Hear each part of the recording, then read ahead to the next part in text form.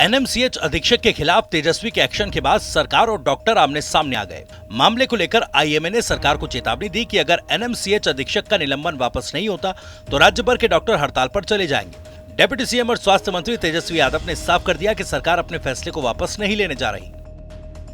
आप जो गलत डॉक्टर हैं तो आप उसको तो आप प्रमोट नहीं ना कर सकते, एंडोर्स नहीं ना कर सकते हैं।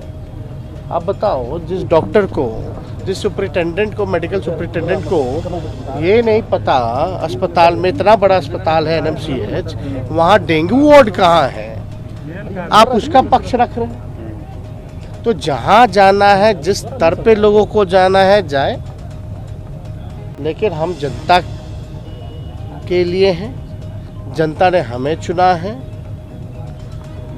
और माननीय मुख्यमंत्री जी ने पहले ही कहा है कि ये सरकार जो है जनता की सरकार है, तो जनता के लिए हम लोग काम करेंगे। महज 4 विधायकों के दम पर बिहार के सत्ता में भागीदार बनी जीतन राम मांझी की पार्टी हिंदुस्तानी आवाम मोर्चा ने बड़ा ऐलान कर दिया। नीतीश सरकार में सहयोगी एचएम गुजरात विधानसभा चुनाव में अपना उम्मीदवार उतारने जा रही है। पार्टी की तरफ से इसकी तैयारियां भी शुरू कर दी गई। खुद पार्टी के संरक्षक और बिहार के पूर्व सीएम जीतन राम मांझी ने इसकी घोषणा की है। मांझी ने शनिवार को गया में गुजरात विधानसभा चुनाव लड़ने की बात कही। मांझी ने कहा कि गुजरात में अगर कांग्रेस से गठबंधन होता है तो ठीक है, नहीं तो पार्टी स्वतंत्र रूप से चुनाव लड़ेगी।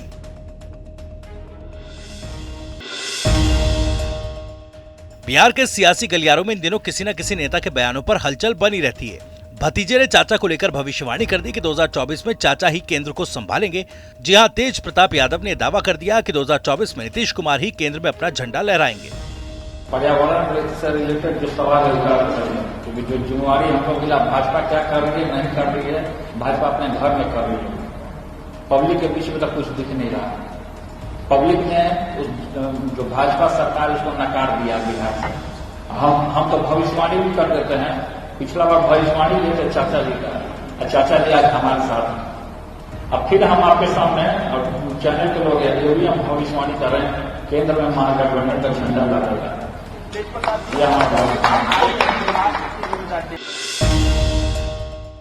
आरजेडी एमएलए इजहार अफसी ने बड़ा बयान दे दिया। उन्होंने कहा कि बिहार के डिप्टी सीएम तेजस्वी यादव जल्द ही मुख्यमंत्री बनेंगे। उन्होंने कहा कि बिहार के लोग इसे चाहते हैं और मुझे लगता है कि राज्य के अधिकांश नेता इसके लिए तैयार हैं। बिल्कुल बिल्कुल बिहार की जनता देखना चाहते हैं और बिहार का नेता भी हम समझते हैं लगभग सब लोग तैयार है, लेकिन कुछ फॉर्मेलिटी है, उसको निभाने के लिए हो सकता है 1-2 महीना लेट हो, लेकिन ये तेजस्वी जी सरकार, तेजस्वी कुर्सी पर बैठेंगे सीएम का और बिहार का मुख्यमंत्री बनेंगे।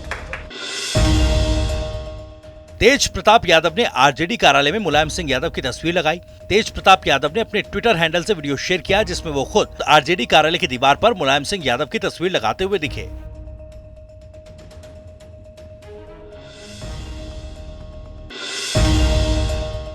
बेगूसराय में अब सिर्फ जिंदा आदमी ही नहीं बल्कि मुर्दे भी शराब पीने लगे। जी हाँ, बिल्कुल चौंकने वाली बात नहीं। इस बात की पुष्टि कर रही है वायरल हो रहा ये वीडियो, जो बेगूसराय के विभिन्न व्हाट्सएप ग्रुप में दौड़ रहा है। मामला शाहिबपुर कमाल थाना क्षेत्र के संदलपुर कब्रिस्तान की बताई जा रही है। दरअसल बताया जा रहा है कि शुक्रवार को बड़ी संख्या में लोग संदलपुर कब्रिस्तान के समीप जमा हो गए और संदिग्ध जगह खुदाई करने लगे। खुदाई के क्रम में लोगों ने भारी मात्रा में विदेशी शराब और देशी शराब बनाने वाले उपकरण बरामद किए।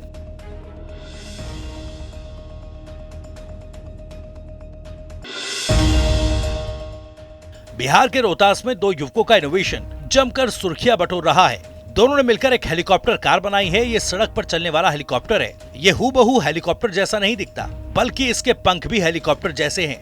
इसे बनाने वाले दोनों युवक ने मिलकर एक पुरानी कार खरीदी और उसका इस तरह से मॉडिफिकेशन कर दिया कि कार पूरी तरह देखने में हेलीकॉप्टर का लुक देती है। उसके छत की पंखड़ियां हेलीकॉप्टर की तरह नाचती भी हैं।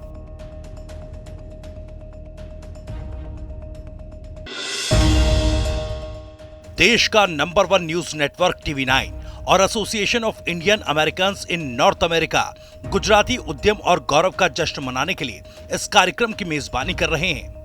अहमदाबाद में 3 दिवसीय प्रवासी गुजराती पर्व 2022 का आज दूसरा दिन है। 3 दिवसीय प्रवासी गुजराती पर्व 2022 में फिल्म और उद्योग जगत की कई नामचीन हस्तियां भी शामिल हुई। कार्यक्रम का समापन 17 अक्टूबर को होगा। इस सम्मेलन में 20 से ज्यादा देशों और भारत के 18 राज्यों के करीब 2500 गुजराती शामिल हो रहे हैं।